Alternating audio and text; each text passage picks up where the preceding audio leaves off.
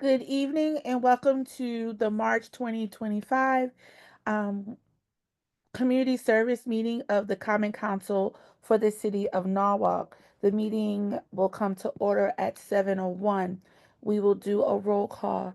Councilperson Barbara Smith, Councilperson Doug Sutton, Councilperson Ann Witherstrand, Councilperson Heather Dunn, and Councilperson Dewan Wiggins is with us. Hopefully, Councilperson Greg Burnett will be able to join us shortly. I do see that he is in the attendees on his phone. So if you want to move him over, Chief. Certainly will do.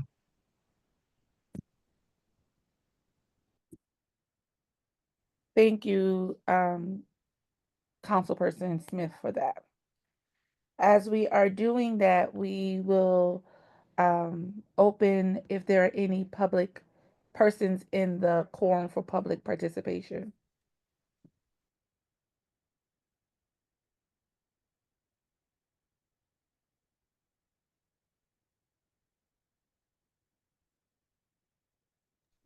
Madam Chair, I do not see anyone to speak. And I apologize. I said it before we went live. My little one just came in from school. So if you hear a whole bunch of da da da da, they don't do it. That's the normal him coming in the house. Okay, I do see Council Person Greg Burnett has joined the panel. So seeing and hearing no persons wanting to speak through on public participation, we will close it at this time. The minutes has been sent out. Can I get a motion for those minutes? Um, Councilperson Barbara Smith, is there all in favor? Okay, any abstentions? Any opposed? No, so it is carried unanimously. The next part of our agenda, we are going to turn it over to you, Chief Daniels, for any updates from the Community Service Department. Thank you so much and good evening, everyone. So for my updates, let me turn this. Can you all hear me okay? Yes. Can you all hear me? Yes. Okay, great, thank you. I'm still working with my Christmas screens that I got for Christmas. Okay, great. So good evening, everyone. I do have a slide deck, so I'll prepare that, but through you, Madam Chair, I do have some opening remarks. First, I want to take a moment to say thank you for all your continued support of our work in community services. Your leadership and advocacy has helped us ensure that we continue to serve the 92,000 Norwalk residents that call Norwalk home with the various programs and resources that we provide on behalf of our residents. Tonight, I'll be providing two brief updates of two upcoming initiatives that I wanted to just kind of lean into with you. This is not any action items, but always want to keep you on a loop because I will be coming back in the future for some approvals, but love to give you all a heads up in terms of what's happening here in which I call the heart of the city, the Community Services Department. So I'll be sharing two programs tonight to give you an update, and one is the Norwalk Opioid Settlement Fund. Those that may have been in finance, the city through the National Opioid Funding Program, Norwalk has also received some funding, and so I'm going to share what that initiative and how we're thinking about rolling that out. And then for those that have been on this committee, we are in our last quarter, approaching our last quarter, so our mini grant program is coming up. So just again, heads up, we have the RFP proposal in draft. We will follow our standard, which we have done now for 2 years successfully. And then I'll be coming back to you to review the selections and then hopefully move those to Common Council so we can award our smaller nonprofits funding. Also, before I give my my brief updates, I just also wanted to highlight an important a step that's happening tomorrow. Anna Vivian Estrella, who's our Human Services Director, will be presenting to the Board of Estimate and Taxation tomorrow night in support of the Community Resource Hub. In our proposed budget, we have requested funding for the 3 full-time community resource specialists. As you all know, I strongly believe that this is a critical investment to ensure our residents receive the support and connections they need. Just this year, we have served over 2,000 residents reaching out to us, whether walk-in call-ins, asking, where do I find help? How do I find out what's happening in the city that I call home? So my statement is that, you know, your partnership is vital in making these initiatives a reality. And I look forward to your continued support as we work to improve the well-being of all Norwalk residents. Thank you so much for this opportunity to share.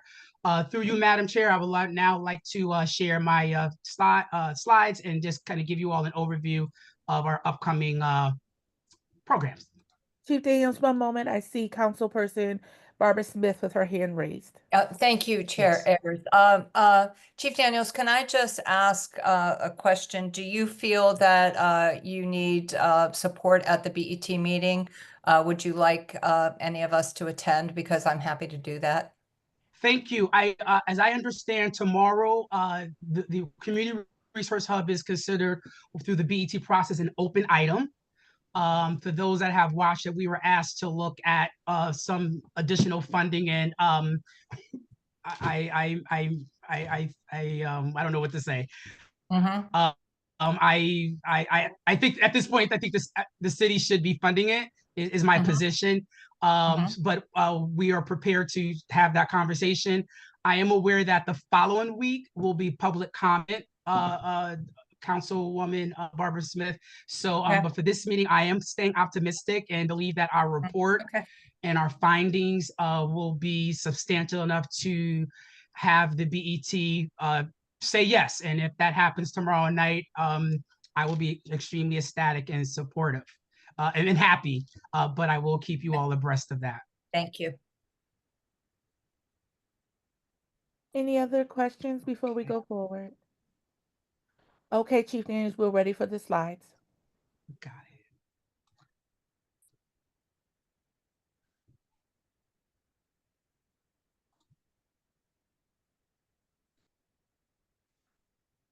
it. Can you all see that? Yes. Yes. Fantastico. All right. So I'm going to move through this quickly. I know we have 2 action items, but in talking with Chair Ayers, just always want to keep you all abreast of what's happening here on the community services side. I'm looking to my right because I have another screen right here, so please forgive me. So as I pointed out in my opening remarks, we are getting ready to launch our final mini grant program. Thank you all for your support. We did one at the beginning of the fiscal year, and now we have our final quarter. This is funding that we have, and it's actually in our budget for fiscal 26 as well. And this program was designed to support our smaller nonprofits.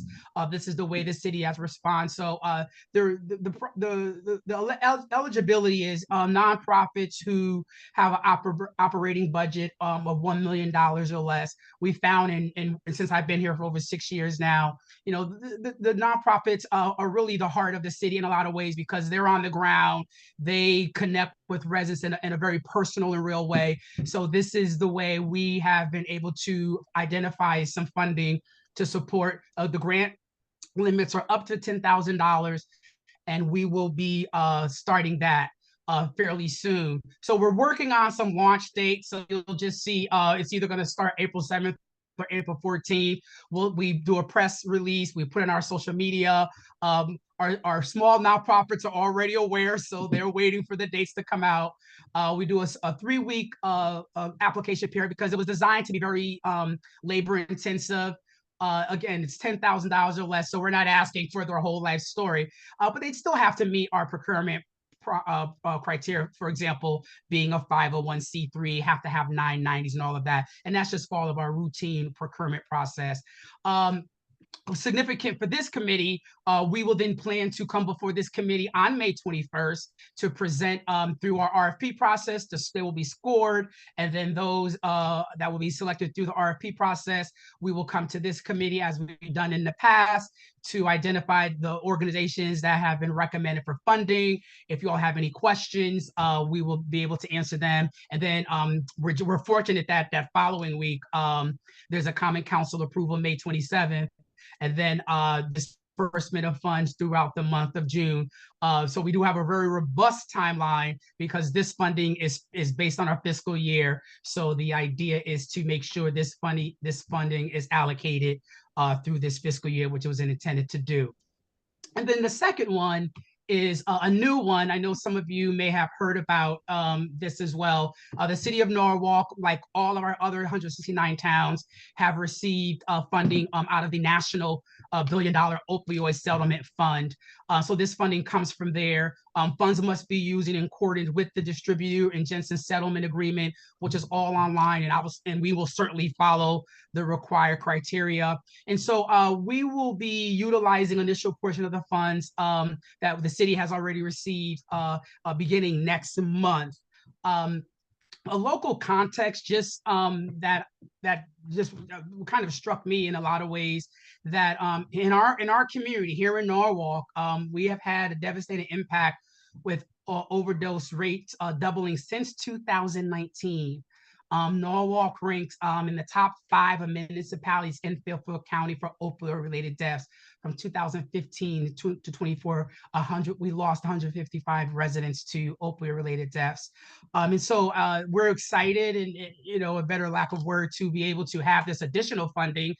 We do have a recovery community already in Norwalk, but again, this additional funding, I'm sure they're going to be delighted to receive it. I'm sure they're going to be delighted to continue the great work that they do in our community.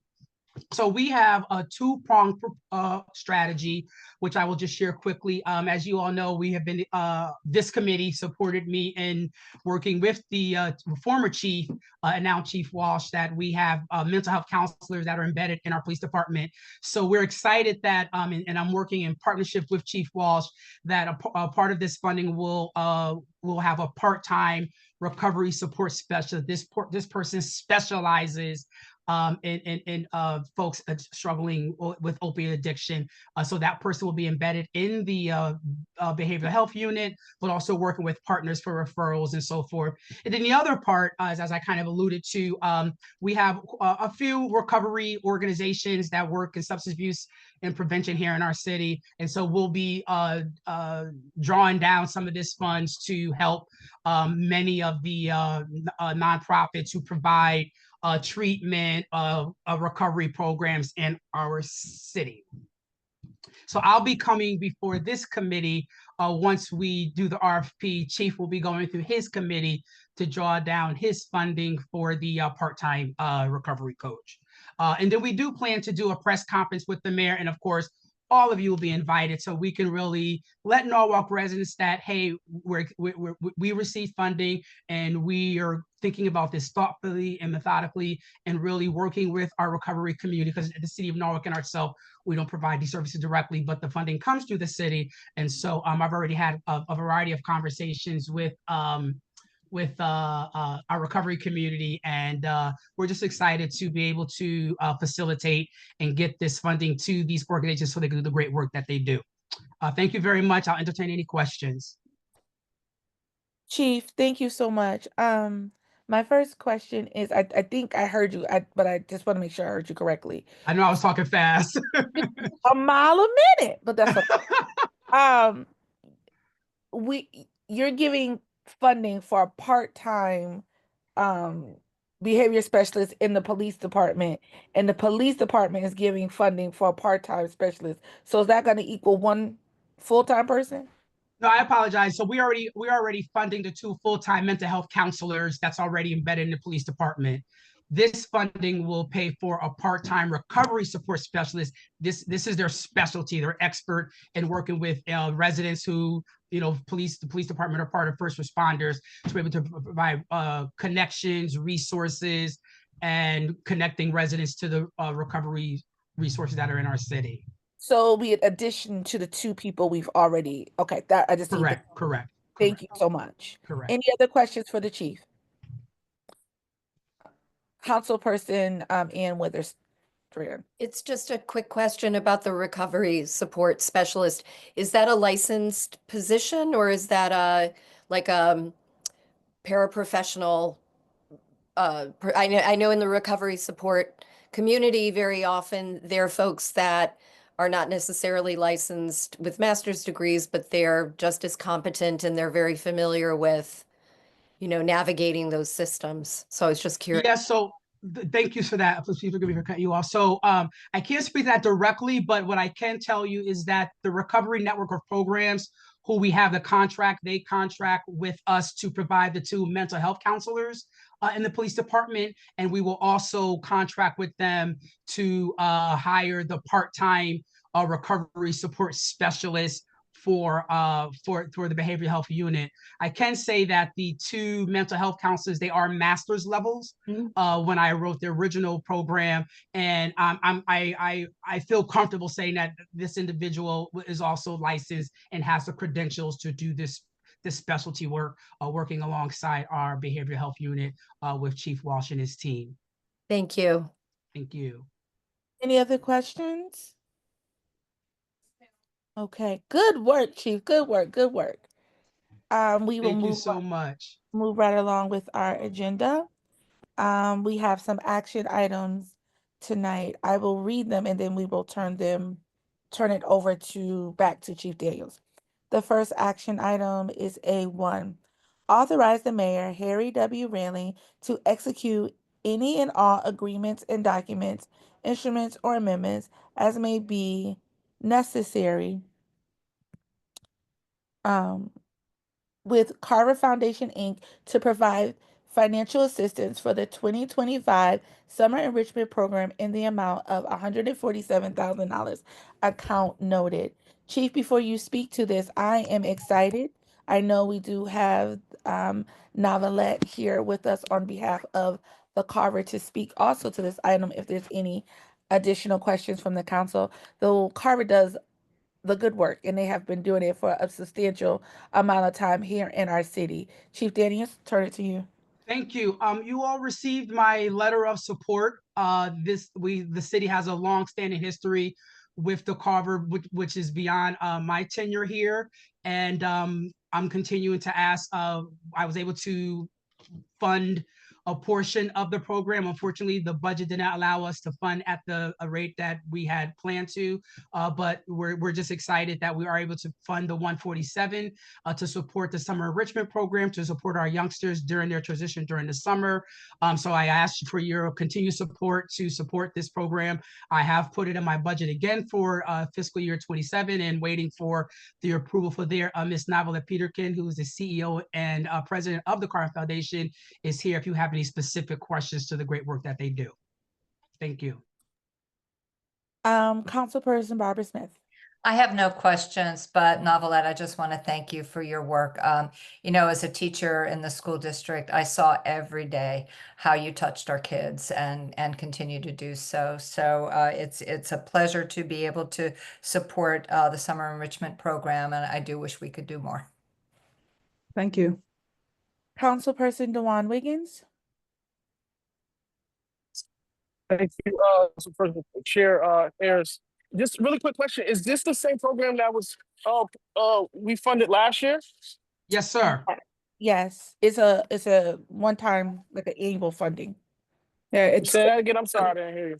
so the funding is supporting two enrichment camps, one at Carver and one at the for South Norwalk residents, providing an opportunity for a camp that is walking distance to families, and it will be at the Old Columbus, where it's now the Sono Neighborhood School, which is the Old Columbus site. So so we have 150 student targeted at Carver and 150 student at Sono, and I believe we're within a week they were all filled. So just to give you some background, the 6-week program costs our families $400 for the total for the 6 weeks. So it's an affordable opportunity, and it's a high quality program that has a literacy component. So we have a certified literacy teacher, a math teacher, and a science teacher that's a part of the program. And the $400 includes all the trips that they take. They do at least one trip a week, and there's swimming, opportunity to go to a Lake Compounce or Playland, depending on the age group. And so it's filled with a lot of project-based learning. So it's really a high quality opportunity for our most income challenged families. So when did this program start? I never heard of the program that was done at the South Norwalk School, but I'm curious because I could definitely spread the word. Years. We've been doing that for before I even got to Carver. The mayor asked me to take that over when the South Norwalk Community Center kind of went out of business, and so we took it over, and we've upgraded and make it a lot more robust than what was offered before. And so probably 12 years we've been running it, but before then the one at South Norwalk has been run through the South Norwalk Community Center. And Oh, prior, it just changed locations. Oh, okay. yes, and prior to that, Neon ran it at South Norwalk. Yeah. So Yeah. there has always, historically, there has always been a camp for those South Norwalk residents, historically. Yeah. I can speak to it because I ran the camp. There's always been a camp historically for South Norwalk residents, but with the change in organizations and stuff, the mayor made a commitment to keep that service in the community of South Norwalk, and Carver graciously decided that they would pick that program up for the citizens in South Norwalk. And what we've done is that we've leveraged the funding that we get from the city to be able to offer just a different kind of opportunity. It's $100 and something thousand that we spend on each of those camps. Any other questions on this item? Okay, time to vote. All in favor, let me see your hand. It is okay. All any abstentions? Any opposed? It is approved. Thank you. Thank you. Thank you, Ms. Thank Peterkin. you. Have a good night. Thank you. Thank you. How B, do I get off of here? How do I get off? the little thing on the bottom, it says leave on the bottom. Okay, thank you. B, health. I can't read with glasses on. Authorize the mayor, Harry W. Railing, to execute any and all agreements, documents, instruments, or amendments as may be necessary with CINTAS Corporation for a period of 5 years in the amount of $2,476 for year one, increased by 3% for each year thereafter. Account noted. Chief Daniels? Yeah, so we're excited to have Deanna Diamore, our health directors, with us. She's gonna, I think two of her team members can speak to it, but we just want to welcome Deanna, our health director. Good evening, Deanna. Good evening, Lamont. Good evening, everybody. Thank you, Chairperson Harris, for reading the action item. And I'm sorry, we should have put an apostrophe in there for for the comma for the thousand. So that's on us. But I just want to introduce Darlene Hoffler. She is our supervisor of clinical services, and so she'll be able to speak to this item. Good evening, everyone. The health department's looking to update the services for clinical apparel and laundering services for our clinical program staff. We've investigated several companies, and we've gotten the quotes from them. And the agreement that you have is standard in the industry. We appreciate your consideration and ask for your support to move this forward with executing this agreement for these important services. Thank you. I'd be happy to answer any questions if you have any. Are there any questions about this particular action item? Hearing and seeing none. All in favor, please raise your hand. 1, 2, 3, 4, 5. 5. Any abstentions? Any nays? The action item is carried. Thank you so very much. The next item is B2. Authorize the mayor, Harry W. Railing, to execute agreements with Connecticut State Community College, Norwalk, for health department staff and volunteers to use space on Connecticut State Norwalk campus for the Know Your Numbers health screening program on various dates between April 1, 2025 and March 31st, 2026. Chief Daniels. Thank you again. So I'll turn it over to our health director, and she can introduce Kelly, who will be speaking to this. Thanks, Lamont. So Kelly Tomlinson is our health educator, and she runs these programs. So I'm going to pass it on to her to review the action item and answer any questions. Good evening, everyone. As part of our Know Your Numbers health screening, we are looking to partner with CT State to offer this screening to their faculty and staff. And as part of that work together, they had asked that we sign their facility and equipment use agreement.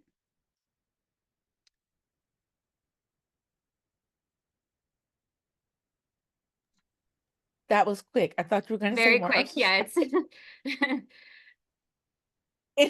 Any questions on this action item? Just a point of clarity, we're making an agreement to use what? To have the screening at their location, and then they would also, as part of their location, let us use their table and chairs. And so as part of that, tables they and wanted chairs, us but to not sign an agreement just stating that that's what we would be doing. Okay.